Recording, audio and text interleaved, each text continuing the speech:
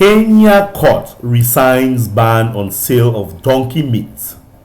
The High Court in Kenya has cleared the way for the slaughter and sale of donkey meat. A ban had been imposed on the slaughter of donkeys for their meat in 2020, but a slaughterhouse and a section of herders challenged the ban in court, saying that they were losing revenue. The government has failed to sufficiently defend this case, and this court squashes the legal notice 63 of 2020 as it violates the rights of star brilliance, said Justice Richard Mwongo in his ruling.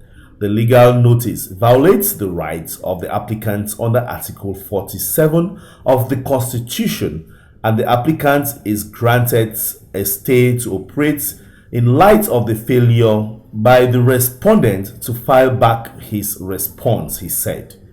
There are 4 licensed abattoirs slaughtering at least 1,000 donkeys every day in Kenya. The East African country's agricultural ministry imposed a slaughter ban, citing the dwindling numbers of the animals. Kenya has about 1.2 million donkeys compared with 1.8 million a decade ago, according to the government figures. There is high demand for donkey skin in China, where it is used in the manufacture of traditional medicines. The value of an adult donkey more than tripled in Kenya, with some slaughterhouses buying the animals from neighboring Uganda. The surge in prices has also been blamed for the rise in cases of donkey theft. There you have it, guys. That was the latest business news in Kenya. Hope this video was resourceful, and if it was, give us a thumbs up and drop us a comment, okay? And do not forget to click on the subscribe button so that each time we upload a new video, you will be the first to know. Thank you so much for joining the Business in Africa YouTube community, and I'll see you in my next video. Bye-bye.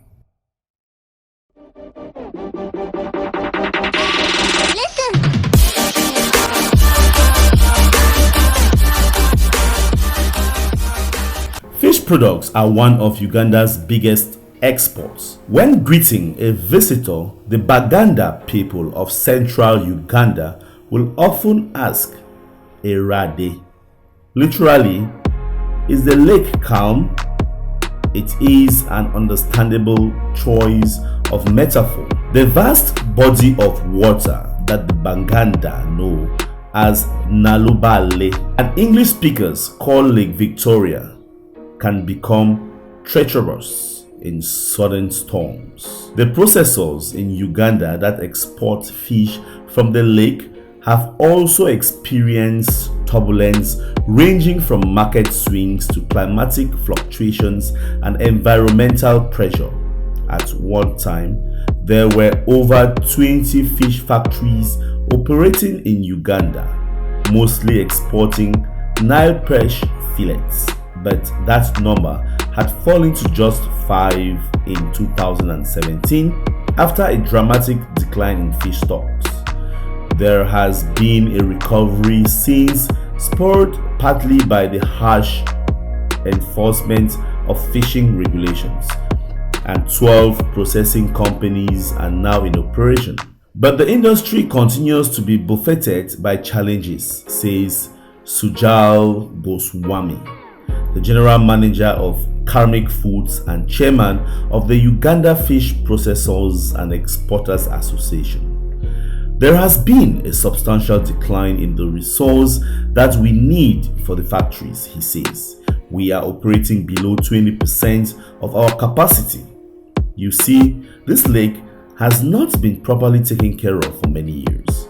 Apart from the perennial problem of overfishing, the catch has also been affected by rising waters, which last year reached their highest level since records began more than a century ago.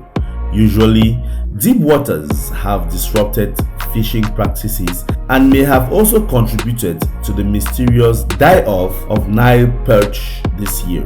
an occasional phenomenon which Baganda fishermen call kaliro, believed to result from deoxygenation. Then there is COVID-19. The virus created logistical challenges and reduced demand in major export markets such as Spain and Italy, says Goswami.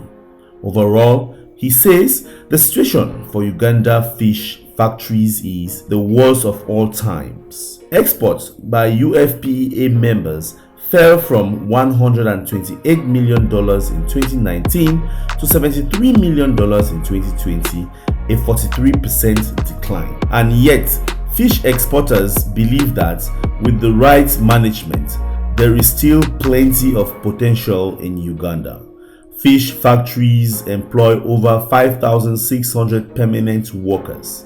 The entire fish value chain creates jobs for more than 1 million people, including fishermen, transporters, boat builders, and others. Fish products are Uganda's second largest export after coffee, discounting the re-export of smuggled Congolese gold. Local people have fished in Lake Victoria for centuries, but commercial fish factories only took off in 1991 when the government banned the export of unprocessed Nile perch. It also removed a state monopoly on fish processing and privatized the single government-run factory. Foreign firms, many of them Indian-owned, started to set up shops. The early years were not plain sailing. In the late 1990s, the EU thrice imposed bans on Ugandan's fish exports due to concerns about salmonella, cholera, and the use of poisons. This was a big lesson for us as a country to understand and appreciate the role of standards in meeting market access, says Paul Omanyi, Assistant Commissioner at the Directorate of Fisheries Resources in the Ministry of Agriculture. The fish factories and the government strengthened testing system with support from the EU. A Belgian company called Chemifer was invited to set up a standards laboratory in Kampala. Between 2000 and 2006, the value of fish exports rose sevenfold. But soaring sales created another problem: overfishing. The fish processors are not allowed to operate trawlers on the lake, so the entire catch comes from artisanal fishermen in small wooden boats. Fishermen generally sell to traders, who in turn sell to Nile perch to exporters, while also dealing in local and regional markets. By the mid-2000s, it was clear that this entire chain was stretched by dwindling stocks. Fishermen were catching immature fish using finely meshed nets. Goswami says that the processors introduced a self-policing mechanism in 2007 where factories refused to take fish below 20 inches in length. There you have it, guys. That was the latest news about fish farming in Uganda. Hope this added some value to the information that you're looking for. If it did, leave us a thumbs up and also make sure you share this video. Don't go anywhere without subscribing and also turn on notification so each time we upload a new video, you'll be the first to know. Thank you so much for watching and I'll see you in my next video. Bye bye.